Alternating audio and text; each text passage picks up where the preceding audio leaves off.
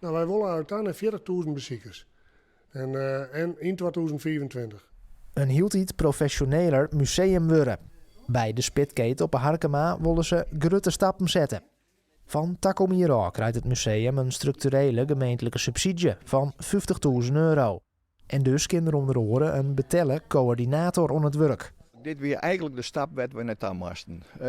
Wij binnen als museum raap ik altijd, we zijn te groot voor het vet, met de lieds wat tafel leggen.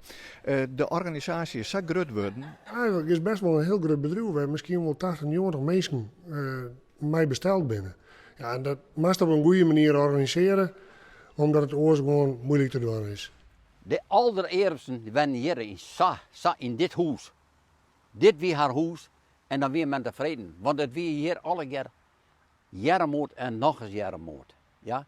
Maar ze zien, wie het vochtig. Wist, het is je nou, miserig waar is je nou. Maar als je het voorstellen, dat is wie het weerste. En dat is ooit geen klein hierste. De Spitkate wil ook meer de verbinding ziekje met het onderwijs. Het verhaal van het museum is nog relatief jong en moet verteld worden. Ja, dat is nog maar heel kort verlien. Dat is nog 75, tussen de 75 en 100 jaar verlien. Dat je dus hier op dit stuk met name, maar die spitketen, dus die jermoed heersen. En dat waren alle mensen in dezelfde positie. Ze waren gewoon, ze konden geen huis krijgen, wat dan ook. Maar nee, ze hadden 0,0 niks. En ze moesten hun maar redden.